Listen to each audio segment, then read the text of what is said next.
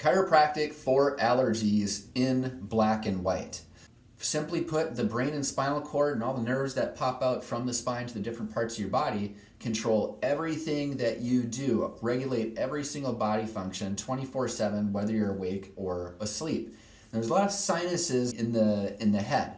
And when we get sinus pressure, we're going to have pressure right here. We got sinuses there, we got sinuses up here, we have sinuses back here, we have sinuses all over our face, and they're susceptible to changes in pressure.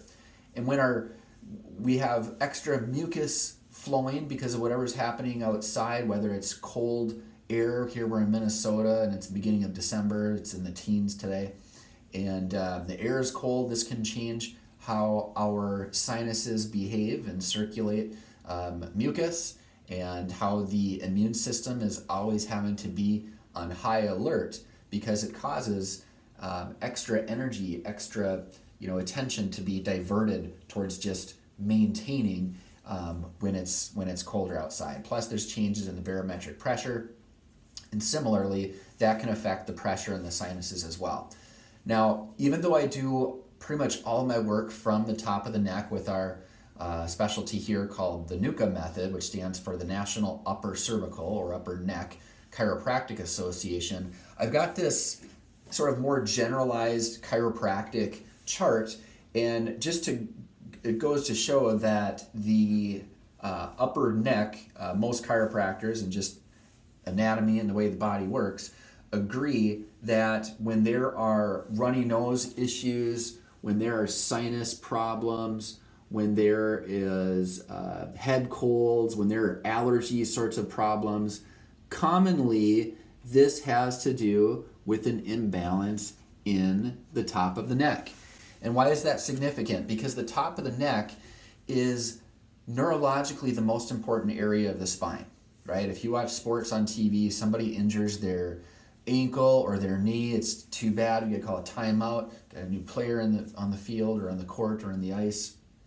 But if a person injures their neck, it doesn't matter if the opponent is in town, the whole stadium goes silent in shock because we intuitively know that the top of the spine is something that's very, very important. So neurologically, yes, when this area is off, it can also cause disturbance neurologically to the sinuses and therefore affect our ability to combat head colds and viruses and things that we need to have good mucus flow for.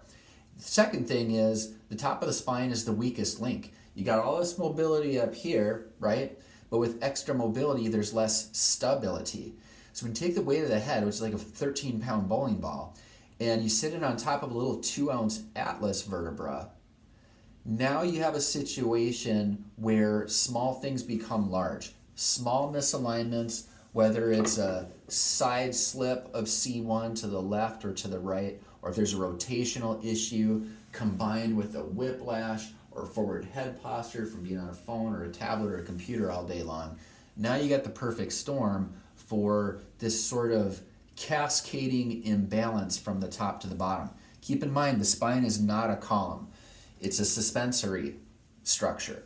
So just imagine if you had a pop-up tent and the wind comes and starts to sort of compress it, you're not going to try to fix the foundation underneath. If anything, you would try to fix how the struts and cables tie into the top in order to bring back the correct shape to the rest of that tent.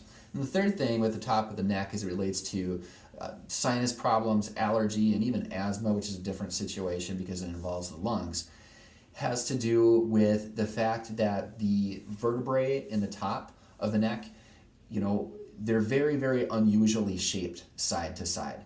They're not Jenga blocks. There's subtle differences in the shapes of the vertebrae side to side, which is why it's so important to have a three-dimensional understanding, a three-dimensional X-ray series, as is taken here, in order to know exactly how that golf ball is sitting in the grass and where to put it based on a variety of factors. There's really no hand-me-down cookie-cut methods when it comes to fixing problems having to deal with the top of the neck. And so many times, allergies, sinus problems, sinus pain, a lot of snot, sinus infections, things like that, even ear infections, have to do with imbalances, structural imbalances in the top of the neck. Would love to visit with you more about that. Feel free to call or text anytime. We can do a little consultation over the phone. Come in here. There's a free consultation. If we want to take the next step with the examination and x-rays, we'll certainly talk about that as well. Thanks for watching. Dr. Petrick with Prior Lake Spinal Care.